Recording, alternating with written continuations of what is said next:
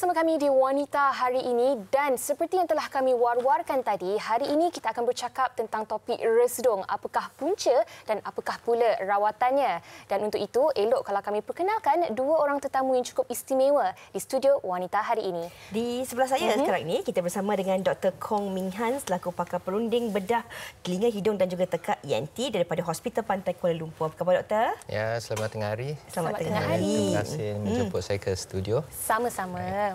Dan kita juga bersama dengan Siti Nur Ashikin Muhammad Ali Khan yang merupakan pesakit resdung dan pernah juga menjalani beberapa pembedahan untuk menghilangkan penyakit resdung ini. Ya, 2 kali. Oh, okay. 2 kali Okey.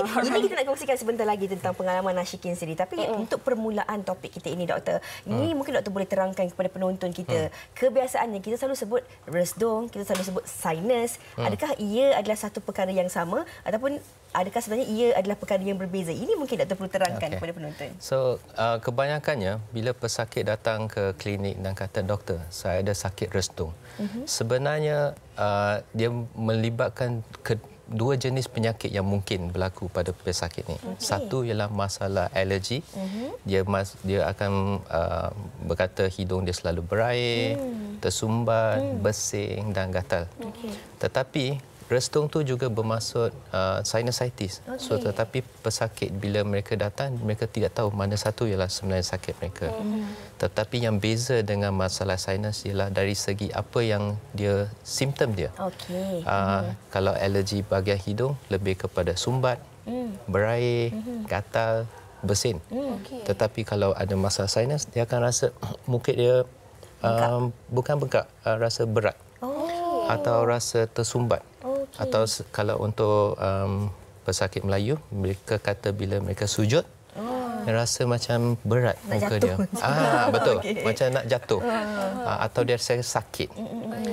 Selain itu, lendir yang mereka hembus keluar atau yang dia sedut ke belakang berwarna kuning sedikit. Atau ada sesetengah kata warna hijau. Ada selain itu ada hidung sumbat, sakit kepala dan demam. So ada sedikit perbezaan, tetapi dari segi apa yang pesakit datang, dia kata resdung, dia sebenarnya nak menerangkan dia ada masalah hidung. Dan sebelum tanya Kak Ashikin sedikit, Doktor, mungkin Doktor boleh tambah. Adakah seseorang itu boleh menghidapi resdung dan juga alergik pada hidung itu tadi? Ya, sebenarnya resdung atau sinusitis ialah satu penyakit disebabkan oleh jangkitan. Sama ada dari segi virus atau bakteria. Tetapi bagaimana mereka mendapat tu ada sebab, ada risiko di sebalik tu. So semua orang dapat demam, batuk, sesama. Tetapi kebanyakannya akan baik. So sekiranya you ada risiko seperti alergi, risiko seperti ada asma, risiko ada sesuatu yang struktur hidung yang mungkin bengkok, ada polips, dia akan menyebabkan risiko dapat sinusitis lebih mudah. So, kalau sebelum Doktor terangkan dengan lebih lanjut, kita bertanya kepada Ashikin, kalau Doktor boleh kongsikan kepada penonton, apa yang perlu Doktor faham, penonton faham kan apabila Doktor terangkan tentang struktur hidung, sinusitis dan juga resdung ini? Okey. Dalam semua pesakit atau semua orang, bukan sahaja pesakit, kita ada rongga-rongga dalam kepala kita. Rongga itu dipanggil sinus. So kita ada sinus di sini, ada sinus di antara mata, di atas kepala, dan satu lagi di belakang. So fungsi sinus ini ialah sebenarnya nak kurangkan berat kepala kita. Selain itu untuk dari segi percakapan suara kita lebih merdu. Kalau tak kita akan rasa sengau. Betul. So ruang-ruang ini ialah sinus. Sekiranya ada masalah sinus, bermaksud ada infection telah merebak daripada hidung ke bahagian sinus. Ya. So kalau macam alergi, selalunya mereka melibatkan bahagian hidung, tetapi tidak kepada bahagian sinus sangat. Mungkin ada, tetapi sedikit sahaja. Penjelasan yang jelas Betul. Boleh faham. Kita terus faham tentang sinus dan juga resdung.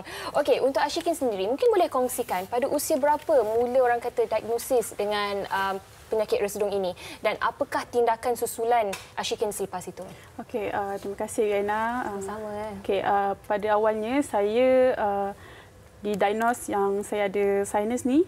Ketika itu berumur 17 tahun, iaitu pada 2014. Waktu tu saya masih sekolah lagi. Tapi saya sambil lewa lah, macam tak pergi ke klinik dan sebagainya. Tapi saya dah start perasan waktu saya tingkatan 6, ada benjolan di hidung sampai data keluar. Saya macam pelik lah, apa benda ni kan. Kemudian saya pergi ke klinik dan klinik tu kata kena pergi hospital, refer pada spesialis lah. Kemudian dah jumpa doktor dan doktor bagi tahu yang saya ada polyps lah dan kena buat pembedahan segera. Minor je. Tapi kita nak tahu juga dari segi simptom-simptom tu kan, apa simptom-simptom awal yang dirasai oleh Shikin sendiri sebelum pergi berjumpa dengan doktor tu? Okey, simptom yang terawal antaranya sebiji macam doktor cakap, memang pening kepala rasa berat, nak sujud pun rasa macam ya Allah beratnya kan kepala ni kan. Kemudian rasa macam bengkak dekat pipi ni bahagian sini sebab ruang tu memang dah sempit lah. Kemudian susah nak bernafas, mulut sentiasa menganga, suara sengau dan memang tu je lah. Masa tu cuba menyanyi tak? Hobi saya memang suka menyanyi. Kemudian waktu tu sengau, sekarang dah sedap lah. Sekejap lagi kita nak cuba dia bagi. Okey doktor, kita nak terangkan juga kepada penonton kita kan, bila kita cakap tentang simptom ataupun perbezaan antara alergik dan juga resdung ataupun sinus ini mungkin juga kadang-kadang kita ni sebagai orang biasa kita tak tahu macam mana kita nak bezakan. Kadang-kadang kita rasa macam mata gatal ni, gosok. Kadang ada orang telinga dia pun rasa gatal. So yang simptom-simptom tu lebih kepada alergi. So kalau macam bersin, gatal, ialah lebih kepada simptom alergi. Dan walaupun dia dah bersin, gatal, sesetengah orang kata lepas dia bersin berkali-kali, hidung akan mula bersumbat, lepas tu berair. Dan lendir yang dia akan keluar tu selalu warna putih. Ya, putih, dia tidak ada kuning. Tetapi sinusitis yang macam Shikin cakap, dia akan rasa berat, sakit kepala, dia lendir yang dikeluarkan tu warna kuning. Baik. Ya. So ada perbezaan sedikit. Baik. Ya. Doktor, tadi Shikin ada berkongsi tentang tertumbuhnya polips itu tadi. Mungkin doktor boleh terangkan dengan lebih jelas lagi apakah itu polips dan bagaimana ia boleh terjadi. Okey, mungkin kita balik kepada gambar ini. Selalunya ramai yang mungkin pesakit dia pernah dengar kawan saya kata bila nampak hidung ada satu biji itu polips. So mereka akan datang ke hospital. Tetapi kebanyakannya itu bukan polips. Itu ialah orang kata turbinate. Struktur ini yang di bahagian bawah. Hidung ke lah. Di dalam. So bila mereka tunjuk ke atas mereka nampak satu biji. Tetapi mungkin untuk kes Shikin dia boleh nampak polips tu, maksudnya polips tu dah sangat besar. So sekurang-kurang grade 3 dia punya polips. Doktor, maknanya kalau macam sekarang ni Yaina tengok saya tengok Yaina tak boleh nampak lah. Tak nampak. Kecuali akan ditolak mungkin akan nampak. Ya, tetapi banyak yang nampak bukan sebenarnya polips. Ya. Tetapi apa yang nampak ialah lebih kepada turbinate. Yang ini doktor di gambar. Yang gambar ini menunjukkan yang satu ialah turbinate yang nampak macam merah jambu. Tetapi yang nampak lebih warna putih pucat lutsina sedikit tu sebenarnya itu ialah polips. Tetapi yang polips ini ialah kecil. Okey, baik. Doktor, tapi kan bagaimana sebenarnya seseorang individu itu boleh mengetahui apakah masalah yang dihadapi oleh mereka? Bila mereka pergi berjumpa dengan doktor, adakah mereka perlu melakukan allergic test ke ataupun ada rawatan-rawatan ataupun ujian-ujian tertentu untuk menentukan apakah masalah yang mereka hadapi? Okey, selalunya bila pesakit datang ke klinik, doktor akan menanyakan simptom-simptom mereka dahulu untuk menentukan sama ada lebih kepada alergi atau lebih kepada sinusitis. Kadang-kadang ada overlap, dia ada bertindih. So dari situ seterusnya doktor akan periksa. Selalunya mereka akan letakkan satu jenis alat teleskop ke dalam rongga hidung untuk periksa. So apa yang akan nampak ialah tadi di gambar yang ditunjukkan ialah bahagian hidung sama ada nampak polips, atau nampak banana atau tidak daripada hidung. So dari situ kita akan tahu macam di situ dia tunjukkan ada gambar endoskop yang menunjukkan ada banana keluar daripada dekat sinus. Ini sinus lah. Ini ialah masalah sinusitis. So bila kita nampak begini, kita confidently kata yes, you ada masalah sinusitis. lepas kita tengok yang simptom dia lah. Dan Ya, selepas tu kita tidak semestinya buat allergy test. Okey. Sekiranya pasien ada symptoms alergi yang sangat kuat, kita mungkin akan showkan buat ujian alergi. Tetapi ada pesakit yang tahu bahawa mereka adalah pada udang, pada ketam, kita tidak perlu buatkan ujian alergi. Tapi apa yang penting ialah memberikan rawatan semasa tu dan lepas tu kontrol. Okey, apa pemeriksaan lanjut yang perlu dilakukan? Contohnya ada juga individu-individu yang memerlukan ujian seperti CT scan dan sebagainya. Ya. Sekiranya selepas dapat diagnosis ialah sinusitis, tidak sepatutnya tidak perlu untuk buat CT scan. CT scan itu dibuat sekiranya you dah lepas pergi rawatan tidak baik atau dapat komplikasi atau plan nak buat operation. okey. Ya, so endoscope is still the diagnosis. Okey. So yang untuk gambar yang di situ ditunjukkan ialah bila buat CT scan. Yang pasien yang dah tidak baik dan kita nak plan for operation dan kita dapati bahagian sinus yang kalau ikutkan gambar di sini dipenuh dengan warna yang kelabu. So yang tu ialah tisu-tisu yang dah bengkak dalam sinus. Okey, So baik. selain daripada tengok ada masalah sinus di mana, kita juga boleh plan sama ada struktur-struktur yang akan bahayakan pesakit semasa buat operation atau kita kena elak dari tempat yang sepatutnya atau tempat mana yang kita patut buat operation. Okey, So yang ni baik. CT scan ialah lebih kepada doktor nak planning untuk buat operation tapi bukan kepada diagnosis. Baik. Dan setelah doktor membuat keputusan nak buat operation ataupun tidak, pastinya kita akan mengetahui bagaimana situasi operation itu sendiri. Dan untuk itu kita nak melihat sebenarnya macam mana polips ini dibuang ya doktor? Dibuang. Gelarannya dibuang ya? Dibuang. Mari sama-sama kita saksikan.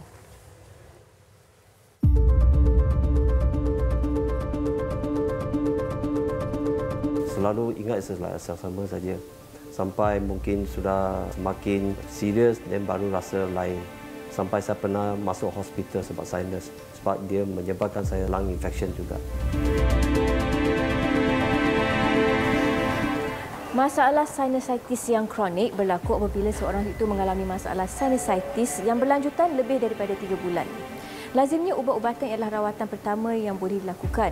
Tetapi sekiranya simptom masih lagi berulang ataupun pesakit mengalami ketidakselesaan, pembedahan boleh dilakukan. Hari ini saya akan bertemu dengan seorang pesakit yang pernah melalui pembedahan bagi merawat masalah sinusitis tetapi terdapat satu masalah yang berulang iaitu ketumbuhan di dalam hidung yang dikenali sebagai polip.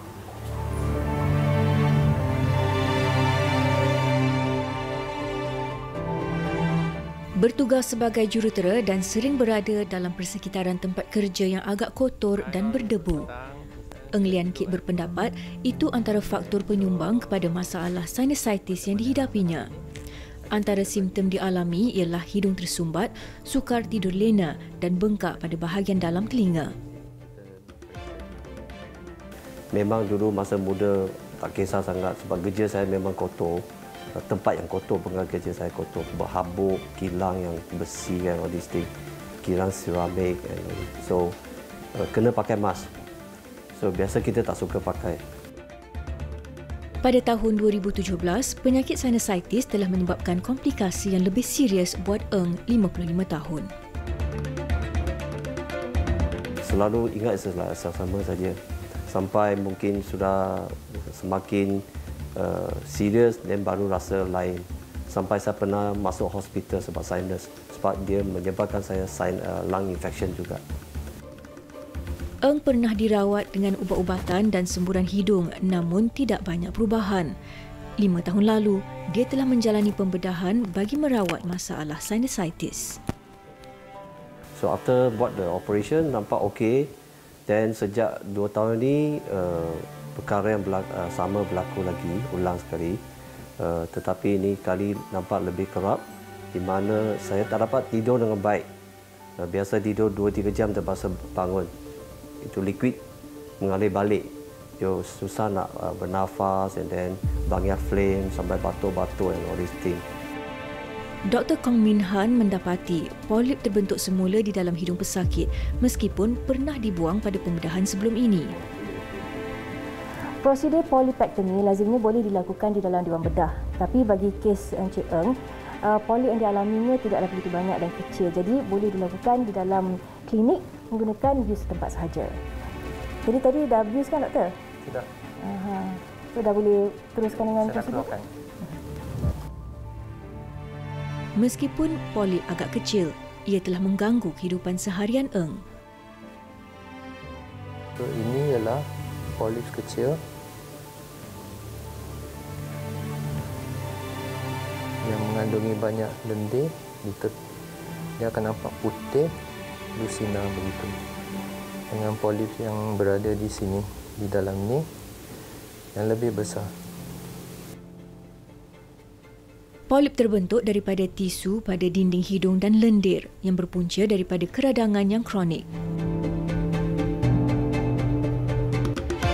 Prestasi kerja pun tak bagus lah. So tak dapat fikir dengan baik dan agak letih. Biasa sampai pukul 1-2 sudah letih lah. Terpaksa tidur semula dan baru sambung balik kerja. Ia ketumbuhan bukan kanser, bertekstur lembut dan tidak menyebabkan rasa sakit. Sekiranya bersaiz besar dan bilangan banyak, polip boleh mengganggu pernafasan dan menyebabkan kurang deri bau.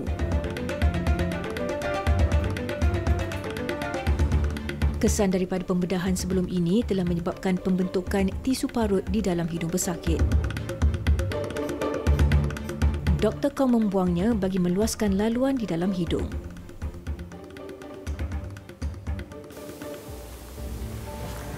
So, selepas kita buat, kita akan menunggu sebentar untuk pastikan tak ada pendarahan, baru kita akan bagi pasien balik. Ya. Prosedur selesai dalam tempoh kurang setengah jam. Ia dijangka dapat mengurangkan simptom sinusitis dan memberi lebih keselesaan kepada Eng.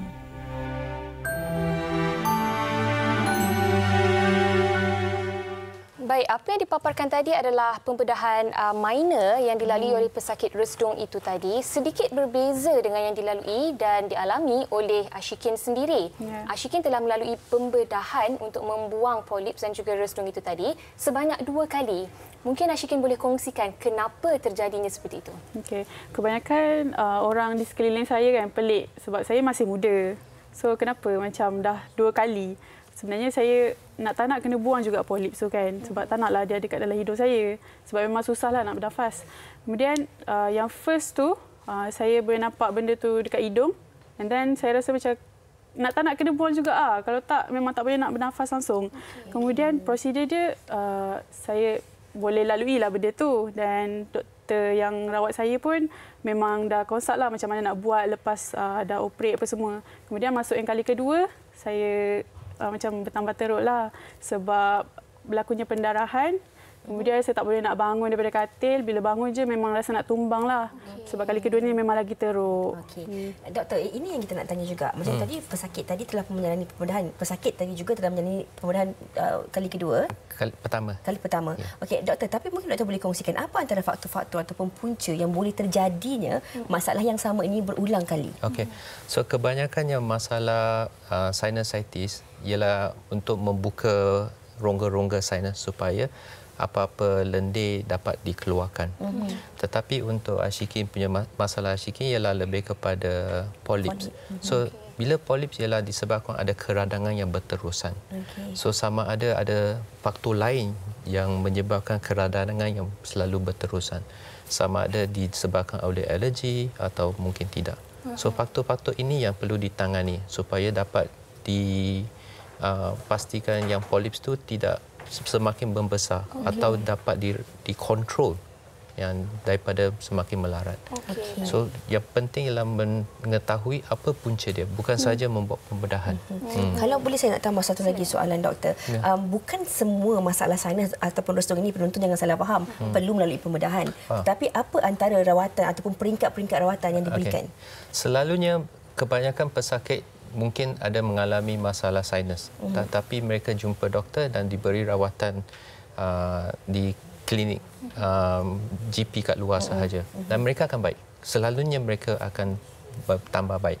Tetapi kes yang dirujuk kepada hospital adalah kes yang selepas ambil rawatan daripada klinik tidak baik. So bila mereka datang, selalunya kita akan tahu kes sama ada ialah jenis yang baru-baru berlaku, acute, atau dah bertahun-tahun atau berbulan yang kronik. Selepas 3 bulan kita consider as kronik.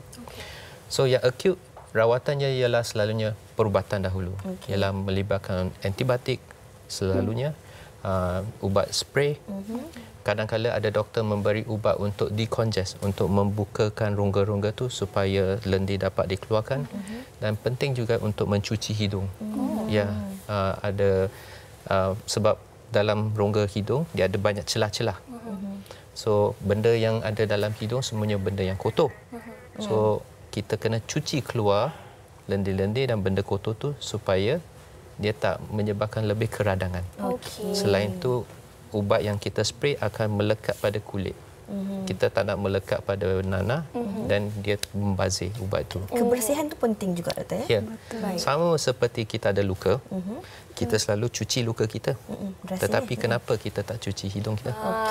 Sama prinsip dia. Betul, analogi yang sama. Dan mungkin Ashikin juga boleh kongsikan bagaimana sebenarnya menghidapi resdung ini memberi kesan kepada kehidupan Ashikin secara keseluruhannya dari segi cara hidup dan apa cabarannya. Menyanyi kan? Memang hobi saya memang menyanyi. So kebanyakannya macam adik-adik saya lah cakap, kenapa suara sengau ni kan? Kemudian saya memang kena ambil alternatif untuk buanglah polips ni, beranikan diri. Kemudian aktiviti seperti co-curriculum memang sukalah sebab saya suka bernafas. Dan saya terpaksa melakukan pembedahan. Saya set tarikh dengan doktor di hospital supaya lakukan pembedahan waktu cuti semester. Tidur macam mana? Tidur memang terganggulah. Memang kawan sebilik pun cakap saya berdengkur. Okey. Oh, berdengkur juga boleh disebabkan oleh resdung ya, doktor? Yes. Masalah berdengkur juga boleh disebabkan oleh allergic rhinitis atau juga polyps atau sinusitis. Kerana dia akan menyebabkan hidung tersumbat.